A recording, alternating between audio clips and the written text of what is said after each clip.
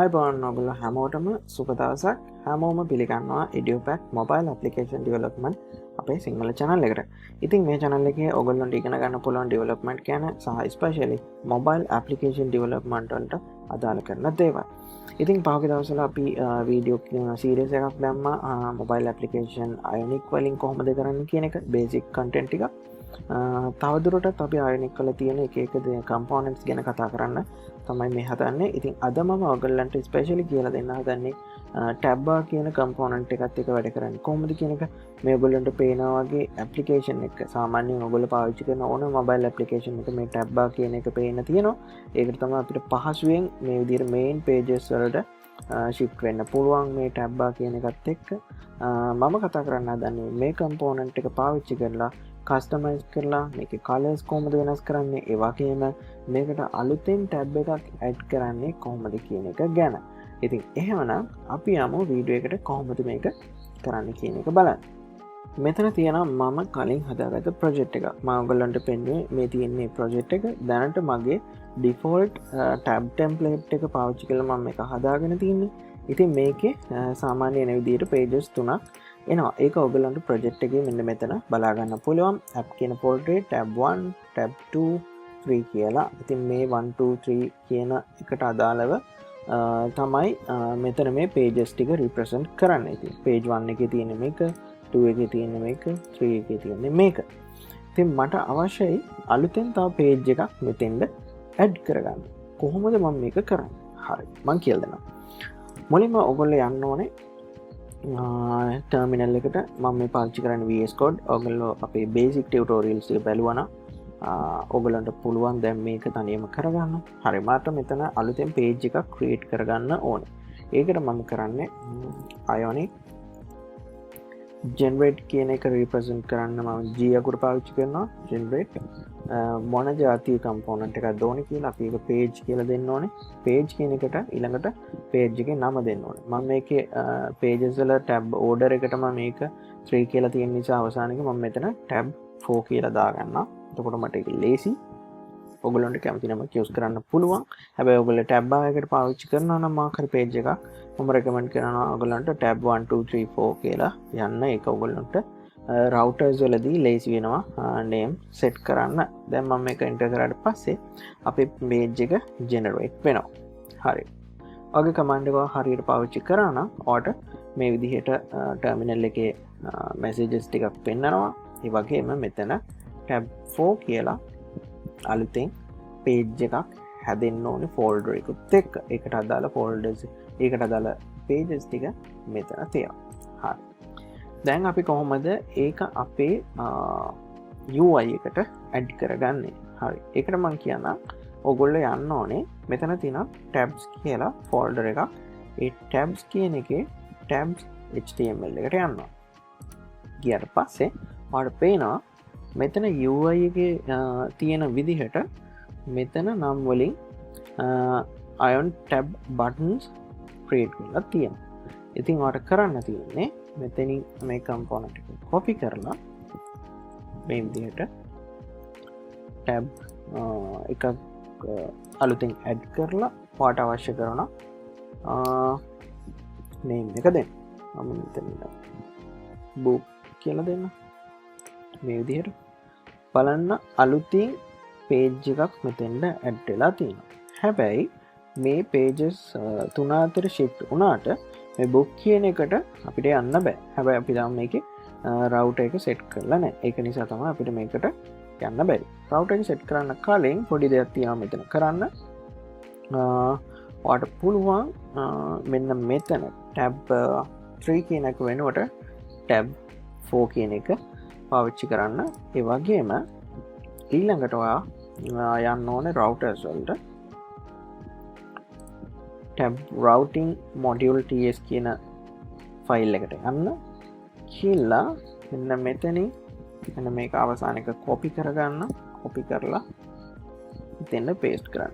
අනිවාර්යෙන් බලන්න මෙතන කමා එක නැත්තම් ඔයාලට මෙන්න මේ විදිහට එකක් එනවා. අනිවාර්යෙන් කමා එක දාන්න. දාලා මෙතන තියෙන මේ tab 3 කියන එක tab 4 වලට මාරු කරන්න හැමතැනම. right මෙතන p අකුරක් මිස් වෙලා තියෙනවා ටැබ් පේජ් කියලා. හරි. දැන් ඒ ටික හරි. මං හිතන්නේ අපි ඒක හරියට කරා නම් අපිට මෙතන බුක් කියන එක බඩ පස්සේ අපි ටැබ් 4 කියන පේජ් එකට යන්න ඕනේ අලුතින්. දැන් අලුතින් සාර්ථකව වගේ ටැබ් එකට පේජ් එකක් ඇඩ් කරගෙන තියෙන. ඉතින් ඔයාලට පුළුවන් දැන් ටැබ් 4 කියන HTML පේජ් එකට ගිහිල්ලා මොකක් හරි content එකක් type කරන්න. මම දාන්නම් h4 එකක් ඇතුලේ මොන හරි අකුරු ටික. දැන් ගිහිල්ලා බලන්න ටැබ් 4 එක ඇතුලේ අපි අර ගහපු අකුරු ටික එතන පේනවා. ඔන්න ඒ විදිහට තමයි ටැබ් එකට අපි pages add කරන්න අලුතෙන්. හරි. එහෙමනම් දැන් අපි බලමු මේ ටැබ් එක කස්ටමයිස් කරන්නේ කොහොමද කියන එක. ඒකට අපිට අවශ්‍ය වෙනවා CSS part එකට යන්න. ඉතින් අපි බලමු කොහොමද මේක ස්ටයිල් කරන්න කියලා. හරි. මම මේක කලර්ස් පේන නිසා මම මේ ඩෙවලොප් කරලා තියෙන පේජ් එකට යන්න. එතකොට ඔයගොල්ලන්ට පැහැදිලිව බලා ගන්න පුළුවන් මේකේ තියෙන වෙනස්කම් මොනවද කියන එක වෙනස්කම් ටික. හරි. අපි මේ pages ටික ඔක්කොම ක්ලෝස් කරමු. ඔයගොල්ලෝ තෝරගන්න ඕනේ මේක අපි ටැබ් එකට අපේ ස්ටයිල්ස් වෙනස් කරන හින්දා අපි ඒකේ tabs කියන එකට ගිහලා tabs pages.scss කියන ෆයිල් එකට යනවා. මේ මං කලින් ඔයගොල්ලන්ට ප්ලේස් වෙන කරලා තිබ්බ ස්ටයිල්ස් ටික මං ආයෙමත් ඔයගොල්ලන්ට එකපාරක් ඔන් කරලා පෙන්නන්නම් අපි කොහොමද මේක චේන්ජ් කරන්න යන්නේ කියලා. මෙන්න මේ විදිහේ ලොක් එකක් තමයි අපිට අපේ කස්ටමයිස් කරාට පස්සේ පෙන්නන්නේ. ඕනනම් ඔයගොල්ලන්ට මේකේ කලර්ස් උනත් වෙනස් කරගන්න පුළුවන්. මේ තියෙන මේ විදිහට. ඉතින් මේක කරන විදිහ තමයි ඔයගොල්ලන්ට පෙන්නන්නේ. right. අපි මුලින්ම අපි චේන්ජ් එක කරන්නේ මොන ක්ලාස් එකකටද කියන එක තෝරගන්න ඕනේ. ඒක තමයි ion tab bar කියලා කියන්නේ. ion tab bar කියලා කියන්නේ ion tab bar කියලා කියන්නේ. අපි ඒකට ලියමු ion tab dash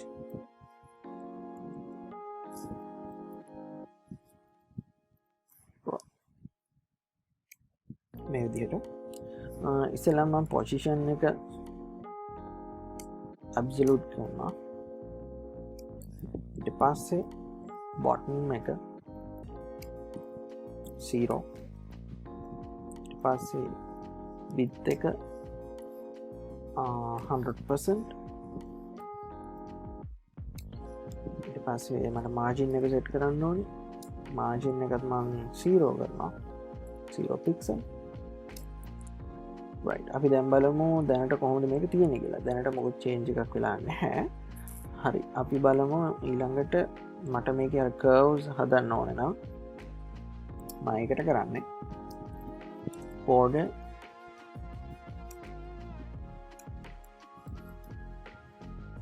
top එකේ. ඒ කියන්නේ අපිට border එක ඕනේ top එකේ. ඒ නිසා අපි border top කියලා දෙනවා.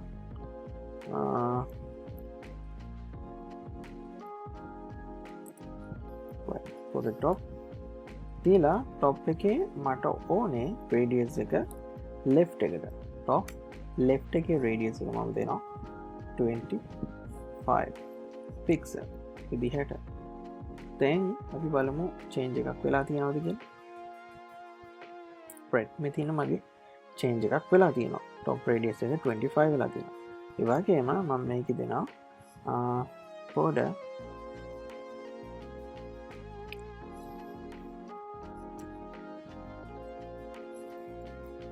top right එකක් 25 විදියට pixel. right. එතකොට මට මේකේ දෙපැත්තම මේ විදියට curve වෙලා පේනවා. හරි. කාට හරි අවශ්‍ය නම් දැන් මේක අපි බලමු මේක දැන් මේ මාර්ජින් එකටම සෙට් වෙලා තියෙන්නේ යටම තියෙන. අපිට මේක තව ටිකක් උඩට ගන්න ඕන නම්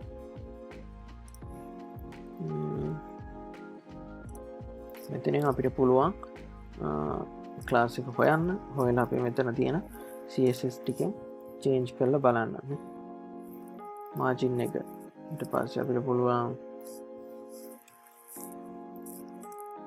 බොටම් එකෙන් පිට බොටම් එක උඩට ගන්න පුළුවන්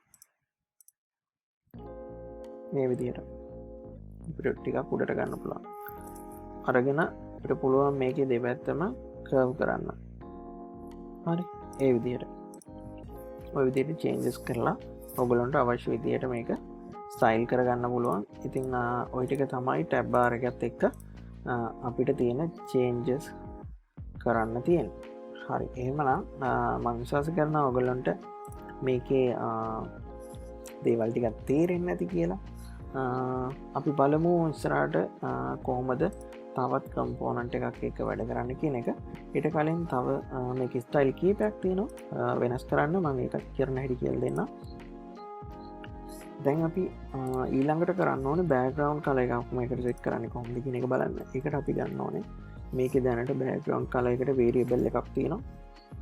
අපි ඒක බෑග්ග්‍රවුන්ඩ් කියලා පාවිච්චි කරන්න පුළුවන්.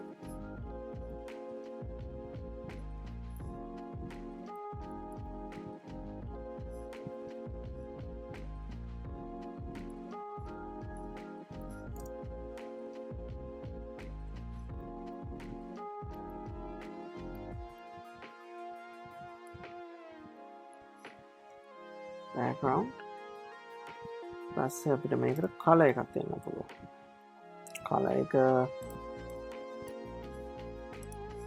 right මෙන්න මේ විදිහේ කලර් එක white ඒක මම මේ විදිහට blue වලට හරව ගන්න.